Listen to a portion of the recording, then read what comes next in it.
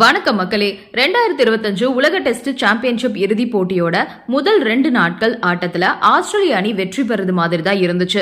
ஆனா 3வது நாள் ஆட்டத்தின் போக்கு தலைகீழா மாறி தென்னாப்பிரிக்கா அணி வெற்றியை நெருங்கியிருக்காங்க. இந்த மாற்றத்துக்கு முக்கிய காரணம் பிச்சோட தன்மை மாறியதுதான் அப்படின்னு சொல்றாங்க. இந்த போட்டி லண்டன்ல உள்ள லார்ட்ஸ் மைதானத்துல நடைபெற்று வருது.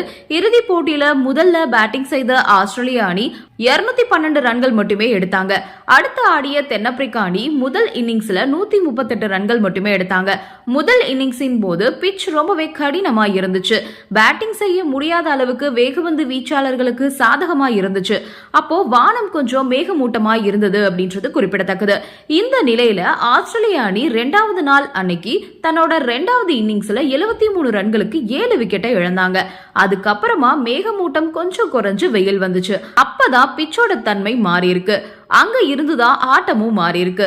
73 ரன்களுக்கு 7 விக்கெட்ஸ்களை இழந்த ஆஸ்திரேலிய அணி அதுக்கப்புறம் எளிதா ரன் சேர்த்து ஆச்சரியமும் படுத்தினாங்க.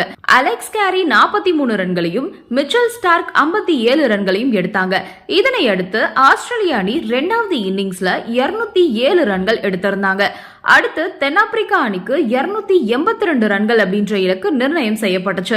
இந்த பிட்ச் வேகப்பந்து வீச்சுக்கு சாதகமா இருக்கும் அப்படின்னு தான் பல பேரும் நினைச்சாங்க. அதனால தென்னாப்பிரிக்கா அணியால இந்த இலக்கை எட்ட முடியாது அப்படின்னு தான் பலரும் நினைச்சாங்க. ஏன்னா முதல் 3 இன்னிங்ஸ்லயுமே 250 ரன்களை தாண்டி ரன் எடுக்கப்படாததால 4வது இன்னிங்ஸ்ல ஒரு அணி எப்படி 282 ரன்கள் எடுக்க முடியும் அப்படின்னு பொதுவான எண்ணப்படி எல்லாருமே நினைச்சாங்க. ஆனா அங்கதான் மாற்றம் நடந்திருக்கு. 3வது நாள் ஆட்டத்துல பிட்ச் பேட்டிங் செய்ய எளிதா இருந்திருக்கு. வேகப்பந்து வீச்சாளர்களால எந்த தாக்கத்தையும் ஏற்படுத்தவும் முடியல. பந்து ஸ்விங் ஆகவும் இல்ல, அதோட பெரிதா பவுன்ஸ் ஆகவும் இல்ல. இத்தனைக்கும் ஆஸ்திரேலியா அணியில மிச்சல் ஸ்டார்க், ஜாஸ் ஹசல்வுட், பேட் கமின்ஸ் இப்படின்னு தலை சிறந்த 3 வேகப்பந்து வீச்சாளர்கள் ஒன்றா பந்து வீசிருக்காங்க. அப்படி இருந்துமே அவங்களால எந்தவித தாக்கத்தையும் ஏற்படுத்த முடியல. 2 விக்கெட்கள் மட்டுமே எடுக்க முடிஞ்சது. தென்னாப்பிரிக்கா அணியோட துவக்க வீரர் எய்டன் மார்க்ரம் சதம் அடிச்சாரு. கேப்டன் தெம்பா பவுமா அரை சதம் அடிச்சாரு. அவங்க 2 பேரும் 3வது நாள் ஆட்ட நேர முடிவுல ஆட்டமிழக்காம இருந்தாங்க. தென்னாப்பிரிக்கா அணி 3ஆம் நாள் முடிவுல 2 விக்கெட் இழப்புக்கு 213 ரன்கள் எடுத்திருந்தாங்க. இன்னும் வெற்றிக்கு 69 ரன்கள் மட்டுமே தேவைப்படுது. இன்னும் 2 நாள் ஆட்டம் மீதம் இருக்குது. அதோட தென்னாப்பிரிக்கா அணியோட கையில 8 விக்கெட்ஸ் இருக்குது.